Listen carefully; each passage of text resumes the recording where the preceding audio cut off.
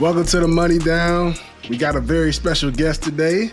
Sony Michel, two-time champ, South Florida legend. Two stacks. Oh, yeah, two stacks. Time to come on here, man. Super Bowl champ. Yes, sir. But I like to start in the beginning, man. Let's take us back, back to Broward County, 8th grader, fresh, not even 8th grade on varsity. Yeah, 8th grade on varsity. I remember when I first heard about you. One of my best friends, he went to North Broward Prep.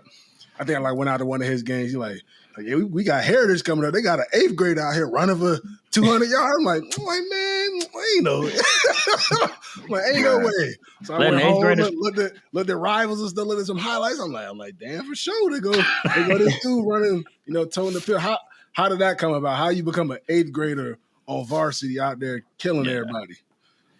It was a strange process where at the time I was in public school, and I was just trying to get in my right grade. Yeah. So me and my little league coach, we started seeking out private schools. I don't know what made us come up with this idea, but we was like, if you go to a private school, you kind of get in your right grade. Because in little league, I always played with guys older than me because, at the time we used to play by pounds. Yep. I used to always play with guys that was way older than me. So I was just like, I might as well try to work my way up to get my right grade. I was held back one time in the 3rd grade. So we went to different schools, and they were just like, nah, you too young. We looking for guys that's ready to play. And then American Heritage, we went to American Heritage. They was hosting an FBU camp, a meeting. It wasn't even a camp. It was a meeting. And we went there. We kind of introduced ourselves to the coach. And the coach kind of was a little disinterested or whatever. But I get it. I was super young at the time. I was in 6th or 7th grade at the time. And then, my little league coach got into contact with the offensive coordinator at the time. Was like, listen, you just need to see this dude out on the field. Right. And he had came to watch me just do a workout one time. And then I had dove for a pass. And he was like, all right, I seen enough. It's a wrap. You need this kid in the school. And they actually was recruiting my brother because he was older than me. So because they wanted older kids, and they seen me and they was like, oh yeah, boom, we gotta have them. Gotta have them both. So I went to Heritage. And then at the time when I got to Heritage, I didn't even get put in my right grade. It was so crazy. They just want you for football. Things happen so fast where it was just boom, I just got enrolled. I went through the whole process. And I remember when I first got there, I was almost like I was almost like an animal at the zoo. Because I was so big. I was so bigger than the other 7th. Mind you, I was in 7th grade, so I was so much bigger than the other 7th graders that when I went to my class, I was the first one in class. I had to make sure I knew I was going, and I had sat down in my seat, and I had turned around, and everybody was in the window, y'all see that new 7th grade? It kind of was just bro, y'all tripping. But, coming from public school, everybody big or old, they stayed back. So it was kind of the norm. But when I got to private school, it was a little different. They never seen, I guess, someone like me. So I was just kind of all right, y'all tripping, relax. You know what I'm saying? So then at the time, when I enrolled, I kind of enrolled mid 7th grade. And I started running track. And I was running track, and I was on the varsity track team at the time, racing, all kinds of people. We talking about, I remember I was on a 4x1 racing against, Harry, was it Harry from, there's some fast people out there when you're around that time. Kayvon Webster was on the 4x1. Yeah. He was in the school. Yeah, he was a senior at the time. Them boys was rolling. I was racing against. There was a dude. Was DeMar Dorsey from BA? Dorsey from BA. So it was just a lot of people I raced against, and I was giving them some work. You know what I'm saying? So, I was kind of feeling myself a little bit. So I'm like, okay, I'm gonna try to play varsity. I had it in my head. So I went to PE class one day, which the offensive coordinator was the PE coach at the time. So I went to PE class telling all the kids in PE, like, yeah, I'm gonna play varsity. I'm gonna play varsity. I'm gonna try to play varsity. And they kind of was like, you tripping, like, you crazy, like these boys in high school. So they like ran back and told the coach, like, oh, Sony said he gonna play varsity. Sony said he gonna play varsity. And the coach at the time, like, put me in my place. He was like, you ain't playing varsity, bro. Like, just chill. It's different, right? Different around here, like, just chill. So I was just like, I almost kind of felt disrespected because it was just like, you're not even gonna give me a chance. So I basically so at the time I was running track, they hosted a 7-on-7 one weekend. I was like, I'm gonna go to that 7-on-7. I went to the 7-on-7 and just went crazy. And then the head coach was out there. He was like, yeah, he ain't playing JV. Yeah, we need that. Yeah, we need that. And then so I played that spring. So my first varsity game was actually in 7th grade, like spring ball. God damn. Yeah. So, and we were actually playing against not Glades Central. It was like Glades Day. It's like a private school. Yeah. That's where Kelvin Taylor went, Fred Taylor's son. Okay.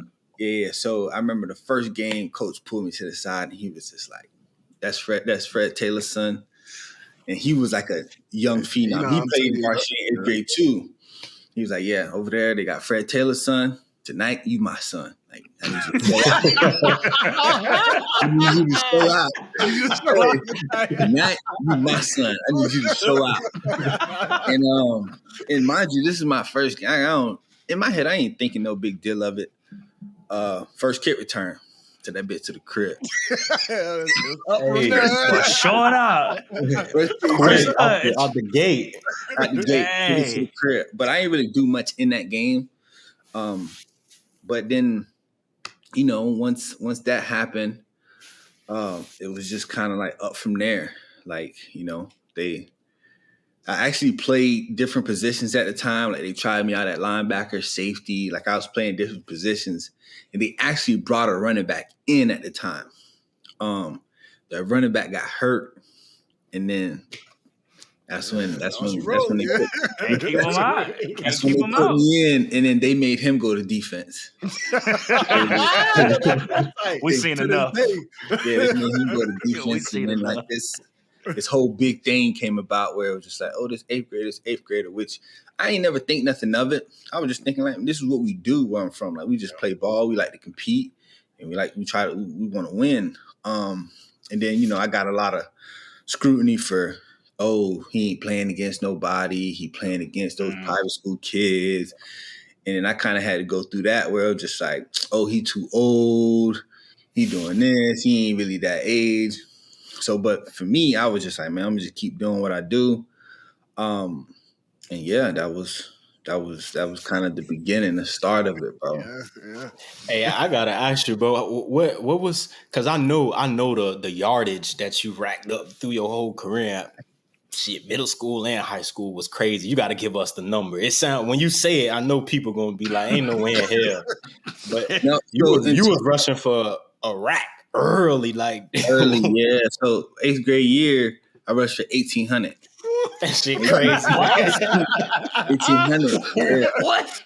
And I ain't think nothing of it, but like at the time, coach was giving me like 20, 30, 35. He was pushing. He was like, a game? Yeah, a game.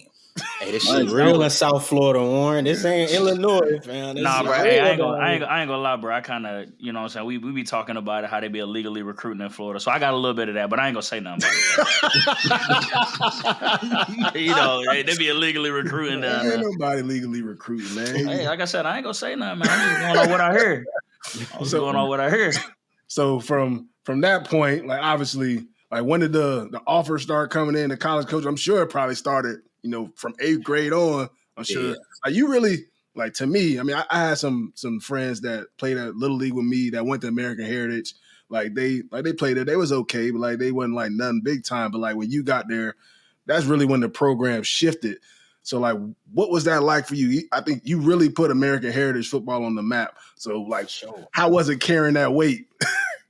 I feel like for any, what you would call it, a pioneer. Yeah. any person that's going through some type of breakthrough, it's hard, bro. Because like I was dealing with, oh, he too old, he ain't playing against nobody, he need to play real competition, he ain't that good. So for me, it was almost disrespectful, and we weren't really winning at the time, right?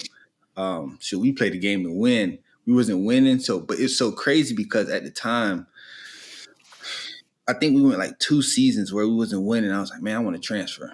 I want to go play somewhere where they win. And I wanted to go to St. Thomas at the time. Come on, man. What you legal recruiting? Legal? I had went home. I told my mom, I said, yeah, I want to go to St. Thomas. She shut that down quick. She was like, yeah, you ain't going nowhere. And talk it up. So, I think that's kind of when, things really started to shift because I've always had the same kind of trainer. Yeah. He's been training me. So when I got to Heritage, I met this trainer, Mike Smith. He's been training me since 7th grade.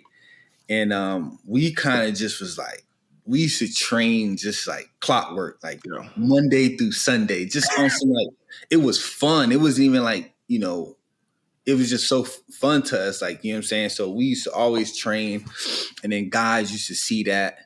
I think people that used to come take tours that wanted to come to Heritage to play football, they used to always see me training, and he's like, oh, that's the 8th grader. Boom, boom, boom. Yeah. So everybody wanted to come to be the next 8th grader. Yeah. And then as we started stacking our team, we kind of started shifting the focus on, what we want to do. Because at that point, we never won a state championship in school history. Yeah. We were just kind of like, bro, we can't keep losing. You know what I'm saying? Like, we got to start making a stand for ourselves. So it took some time. It took about to my senior year, that's when we finally won our first state championship in school history. And then we probably won about 4 or 5 more after that. Sheesh. they got a damn NFL factory over there with them boys. Like he said though, it really started with him. And I just want to give credit to both of y'all, James and Sony.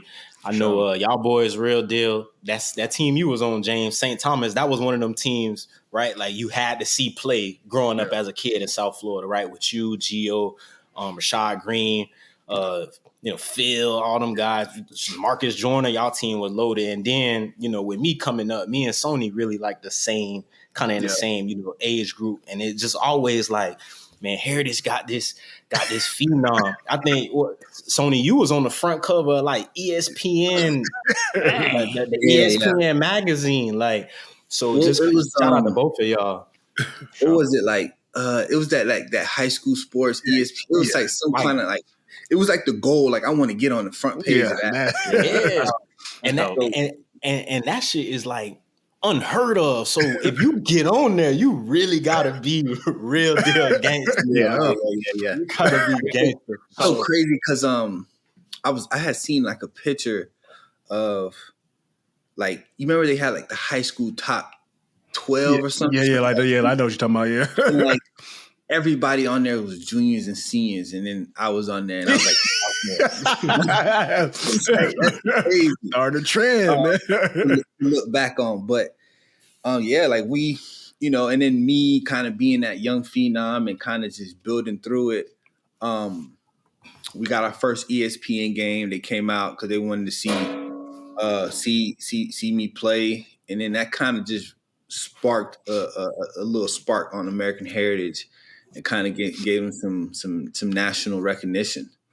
And then from there, just I think once one person do it, or they can see it, or they see a person next to him like, dang, this dude was just here training and now he, boom, you know what I'm saying? He gets to be on ESPN or he gets to be on the cover of a magazine. If he can do it, I can do it. So you kind of help people become believers in a sense. Yeah, for sure. And then, so obviously you go to Georgia. I'm sure you probably had every offer in America at that point. Why you choose Georgia out of all of those? And to your point, I had every offer, which is crazy. Which is crazy, and it's cool. Like everybody want every offer, but it's cool. But I got to a point where it was really hard for me because I thought about it like, damn, I got every offer in the country, but I only got one right choice. You feel me? Like back then, there ain't no transfer portal. You transfer, you, you sit out. Yeah. So, For like, sure. I got to make, out of all these offers, I got to make one right choice. And it had got to a point where I didn't know where I wanted to go. I was just like, bro, I'm in my sophomore-ish going into junior season. It's like, bro, I don't know what school I want to go to. Actually, Georgia was one of my last offers. They offered me my junior year. Yeah, they came in and coach he was straight up. He was like, I ain't gonna lie, I know I'm late, but I just want to let you know you got an offer. And it was just one thing that stuck with me that was just like something different about this dude. And that's Brian McClendon. He's actually receivers coach there now. And he came in, he was just like, listen, I ain't really got much time to recruit you, but I'm gonna let you know straight up. If you come to Georgia, I'm gonna let you run with the first team. If you're good enough, you're gonna play. If you're not good enough, you're not gonna play. Straight like that. And I was just like, I take my chances. Yeah. You know what I'm saying? Like, you can keep it 100 with me. Like I had some coaches kind of like try to feed me all types of recruiting pitches that I just knew like Some bullshit. like University of Miami, they told me they was just like, if you commit to Miami, your announcement gonna be bigger than LeBron. He came you ain't finna sit here and lie to me. Yeah, Miami was on poo cheese at that point. I mean, but like, going to Georgia, like, it being like such a dominant program. I know you had a stacked running back room every year you were there. Obviously, you had the success that you had. But what was that like for you stepping in as a freshman and having to compete with the guys you had in your room? It was crazy. I mean, now looking back on it, that was a pretty dumb. It was kind of like but ultimately, it make you better. You know what I'm saying? Like it's either you gonna swim or you gonna drown type of situation where it's just like, okay, we got some dogs. But crazy and ironically, I honestly in my head believed I was better than every one of them. You know what I'm saying? Like, gotta feel, in training camp, I'm thinking like, bro, I was going hard. Like you talking about practicing hard, and then I see Todd Gurley where it's like, bro, I'm working harder than this dude. I'm gonna take his spot. Boom, boom, boom. And then, come first game, we play Clemson, and this man down there won the Heisman just off that game. Yeah, he went crazy. Yeah, moving at a different level, dog. How am I ever gonna play? So, I got my first, typical story where I got a chance to play on special teams early in the game, and I think that's what gave coach, confidence to put me in because he like, okay, this moment ain't too big for him. But on special teams, like first kickoff of the game, I went down there and like I got down there so fast that I almost could have tackled the dude, but I wasn't really sure. I was like, dang, I could have tackled the dude. And I ain't really made it. Somebody else made the tackle from the other side. I was playing like I think I was playing like R2, but I was like the first one down there. Yeah. So when I went to the sideline, my roommate at the time, he was just like, yo, all you gotta do is just dive. You're gonna make the tackle, but you was down there so fast. So the next kickoff came. Went down there sliding again. That's great. So and then after that drive, coach was like, hey, next drive you going in. You know what I'm saying? So then, I got a look, couple totes. And obviously Nick, he was recruited with me, Nick Chubb. So he got a chance to play as well. But it was so crazy because like my freshman year, I got hurt, so I missed 6 games. So now I get hurt.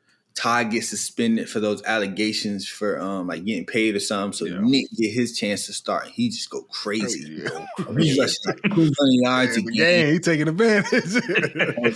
I'm thinking like, man, everybody gonna forget about me. You know what I'm saying? Like I got to figure out how to kind of get back in rotation. So I just kind of put my head down, went to work, and it was just like, all right. I got to figure my way through this rotation.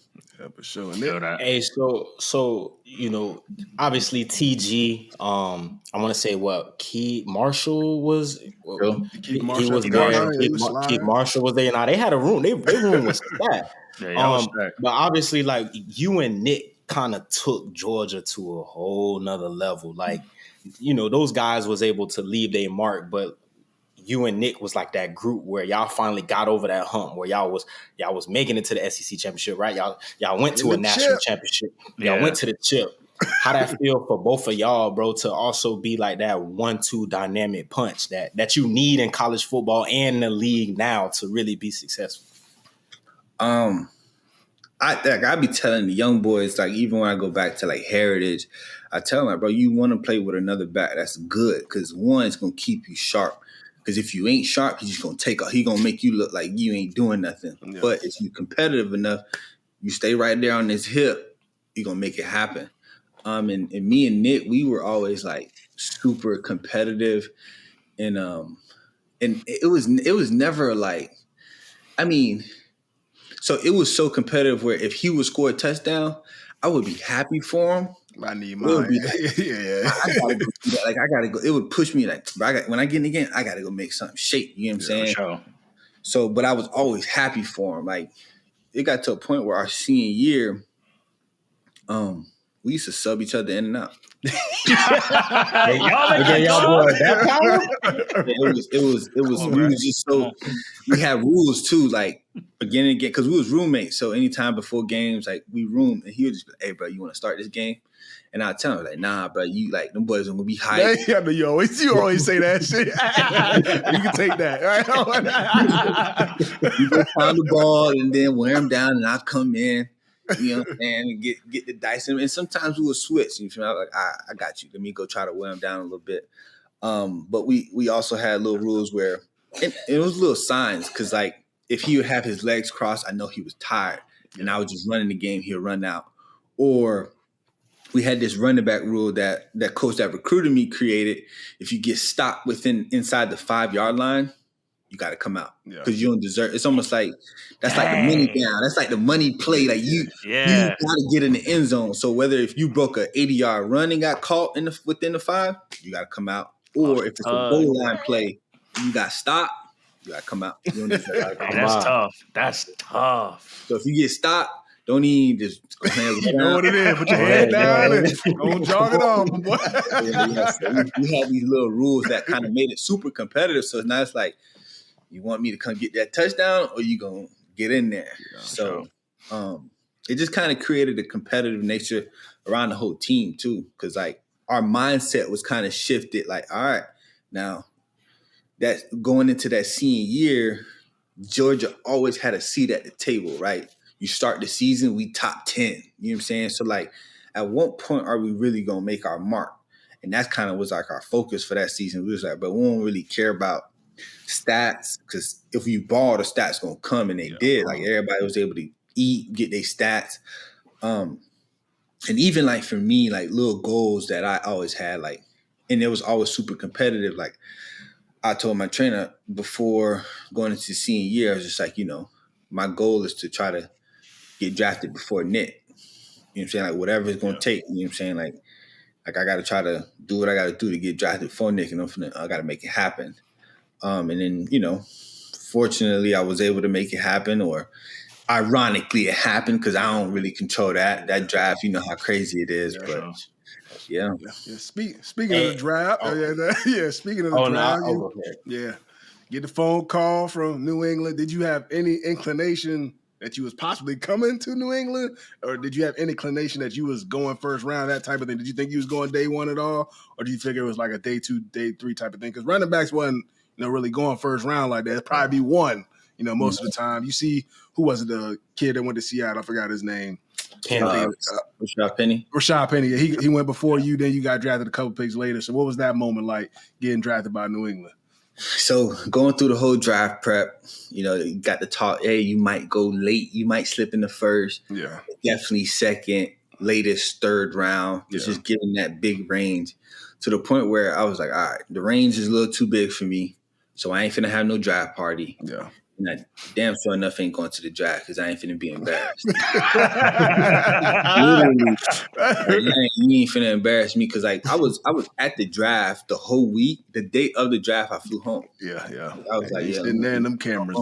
I just want to chill. They asked that I want cameras. I said no cameras, no nothing. But it's so crazy that I didn't really think about it. But right before the draft started, Coach Smart texted me from Georgia. He hit me and was like, "Hey, Bill just texted me and asked me about your knees." Sound about right? Yeah. He texted me and asked me about your knees, and I was just like, he never really had, which is crazy because I never had knee problems at Georgia. So it was like, I'm good. Then obviously the draft happened. Saquon goes number 2. And it's so crazy because like there's a couple teams, they tell you they finna draft you and they don't draft you. Like, so Seattle was one of them, right? Because the OC at the time was my old OC in college. And when I went to go visit them, they told me like, yeah, we finna draft you. Like, that's a done deal. You know what I'm saying? So they picked Rashad Penny at the time.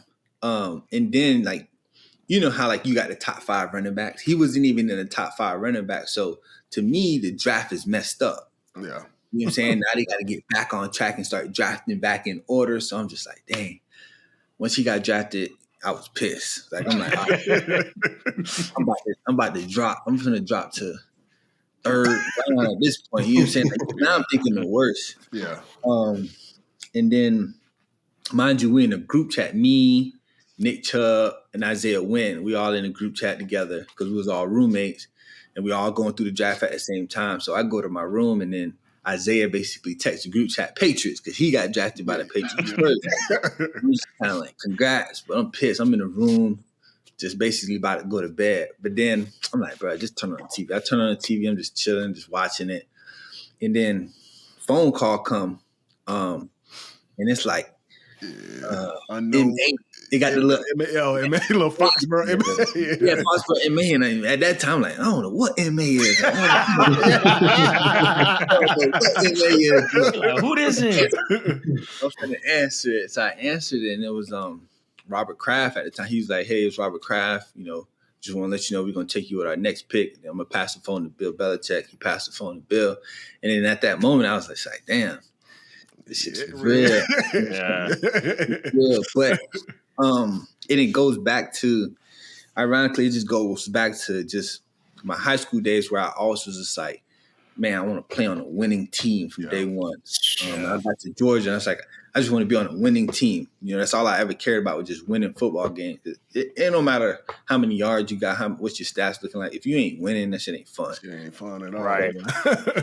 Speaking of that, my bad. Go ahead. The moment I got drafted, I was like, okay, I'm going to a winning team. But I was also thinking like, boy, I heard so much horror stories. Be real. As soon as you touch that. So the first thing I did, I had took my phone and started texting Philip Dorset like, hey, bro, how much I be running? Don't worry about the conditioning. Get broke off quick. No, but like speaking of that, man, obviously going to a place with winning tradition, man. What was we done heard James talk about it, bro? Talk about what it's like playing for Bill, bro. What was it like for you? Share some with us. It was dope, but I got the crazy thing about it. This is so Patriots right here. So I get drafted first round.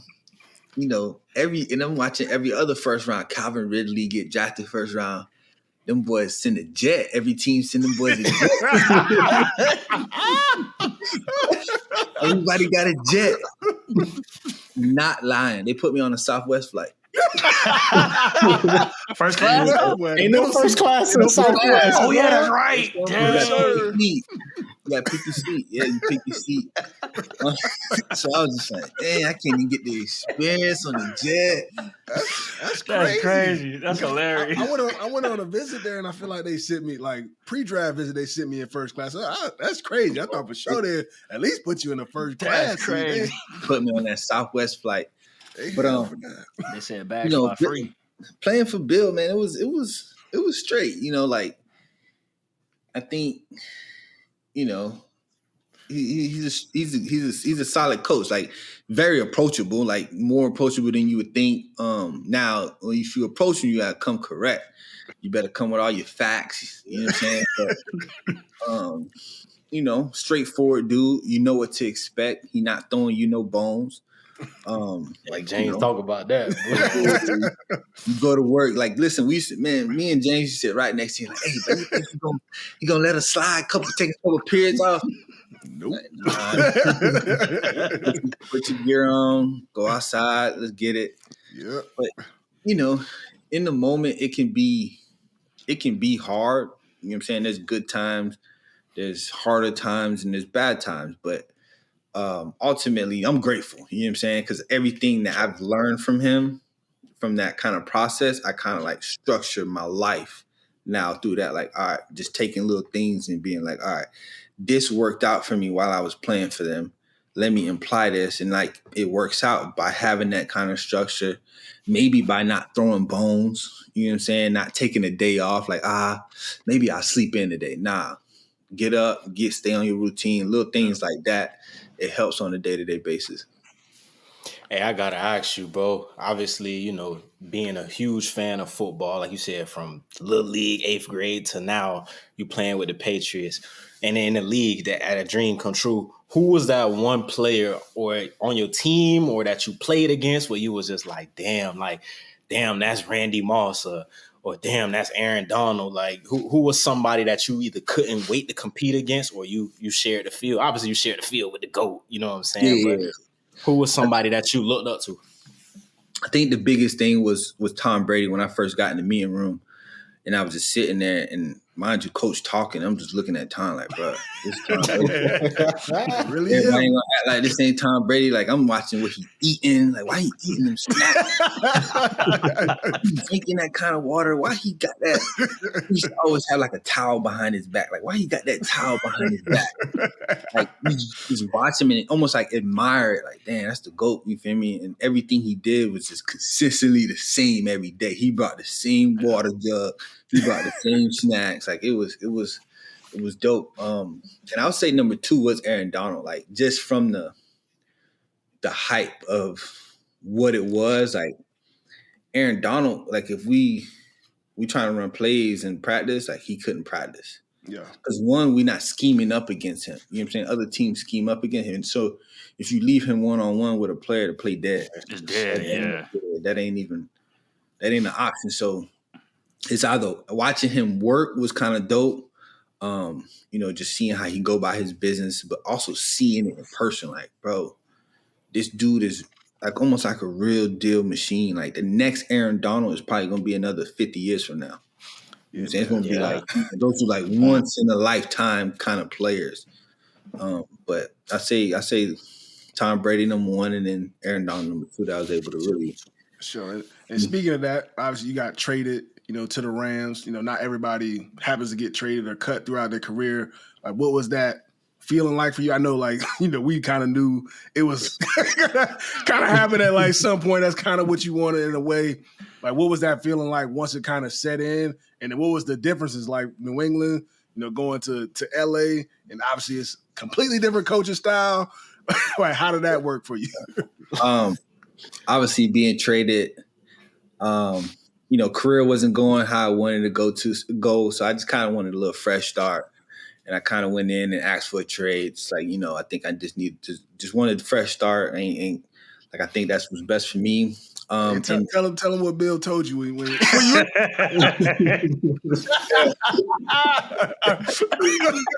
Yeah, I told you when you go to Bill, you got to come with your facts. So, I'm sitting in his meeting and I'm trying to just like, any type of, hard conversation that you got to have with anybody, you kind of try to hopefully it just goes smooth and you just get out of it. But, I'm just having a conversation, letting him know like, hey, coach, I just feel like, I just want a fresh start. I'm not really, I'm running with second team. And then he's just like, well, you play first, second, and third down back. You're the only back doing that. You get every down. He's got third down. Damian got first down. You're the only back you're the only back we have that do every down. Just like, yeah, but I just wish, but I'm not trying to sound selfish at the same time. You can't sound selfish with him. Yeah. I'm just like, I just feel like I should get some looks with the first team. You know what I'm saying? So I can, see. Just like, he said, yeah, just keep working. You keep working. And then in the meeting, he was just like, at some point, he was just like, well, so what do you want me to do? You got to be careful because he's the GM and he's the head coach. Yeah, you can't be selfish with it. You got to be a team player at all times. So, and at that moment, he got me, and I was stuck in his meeting, right? And I told myself in my head, I said, Sony, if you let him get you, it's over with. Like he gonna run you up and do that. He got you. So I paused for a second, and I looked at him. I was like, man, coach, I don't even feel like I'm a part of the team. I feel like, I'm gonna cut. I just don't feel like a part of the team. And legit, James, you can attest to this. The next day in the meeting, what he did. Put all his highlights. All my highlights like, yeah, this is how a good running back run the ball. He was hyping me up. That's crazy. Man, a genius, man. When I got traded, though, he did do something that was like respectable because he let me go back to the locker room, say bye to the guys. Because usually, if you get cut or you get traded, you got to go back in the slide. So it was a crazy transition because I had to jump on a flight basically that same day. I had to leave my now fiance at the house to pack up the whole house and make sure she got to help move all our stuff across the country. But it was a once in a lifetime opportunity. Then when I got to the Rams, man, it was a big, just a completely different culture. You know what I'm saying? Where at some point I was almost getting miserable because we wasn't doing enough in my mind. I came from a place where we were just everything was, and then this place was kind of just had a whole different mindset where it was just like, I just want y'all to be fresh for the games. Yeah. Whatever you got to do to get fresh for the games, that's what you got to do. So if we ain't going to practice today or we're going to take some plays out, that's what it's going to take for us to be fresh to the game and play fast. So it was a completely different. James, them boys over there vibing, man. He dead ass. Hey, you think we gonna practice today? Nah, I vividly remember when he got traded there and stuff. Like he hit me up at the press, like, bruh, I'm on the treadmill, like everybody gone. I feel like I'm supposed to be doing something. Like it's different. Like the structure in New England, like every day means something, every hour means something. And when you ain't doing something, you feel like you missing some shit. So I can only imagine going to a place with practice and what I mean? When I was in New England, they used to get mad at me. When I used to lead a building, they used to be like, it's like 8 o'clock. I'm trying to go home. But Tony, where you going, man? When I was with the Rams, bro, no lie, and Sean McVay used to leave way before me. Coach out of there? Gone. Leave them on. So I'm a big Rams fan, so I'm gonna say, I appreciate you, bro. Everything you did for us Rams fans and the organization, we appreciate you. But just talk about let us know the difference between coaching styles with Sean McVay and Bill Belichick. Obviously, that's two different generations of coaches, two different types of experiences. What was it like for you? Do you feel like you were prepared stepping into LA? Obviously, I'm pretty sure, talking to James, it's a lot you got to learn in New England, like checks, audibles, things like that. Do you feel like that was a little bit easier transitioning? I would say preparation, yes.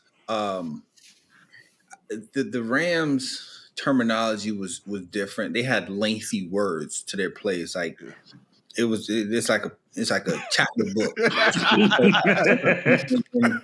It was tough. It was one of those playbooks where they're telling every single guy what to do. Yeah. Instead of basically shortening it. But going from the Patriots to the Rams, I think it was a pretty smooth transition because you learn that structure, right? And then you're able to take that structure, go to a place that's not, I won't say not structured, because there's structure, it's their own structure, but not as high demanding, or because they demand your best, but they want everything got to be so, militant. Yeah, for sure. So I would say taking some of the stuff I learned from the Patriots and kind of like remixing it and basically creating my own day-to-day regimen. When I got to the Rams, that helped. Bill Belichick, I always respected how straightforward he was, right? He would tell you what you needed, what you wasn't doing right, and what you needed to do it right. Yeah.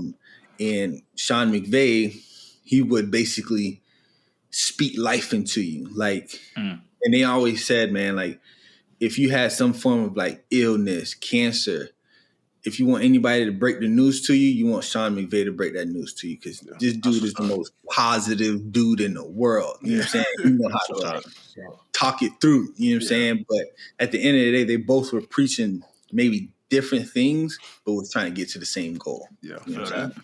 I think that's what different ways of doing stuff. And now you retired. Welcome to the retired life. Kind of let people know what you got going on. We see you got the GVO cycling. How that's been for you.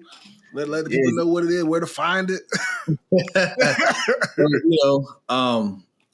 Launched a spin studio, fitness, health and wellness center down in Fort Lauderdale Beach at the W.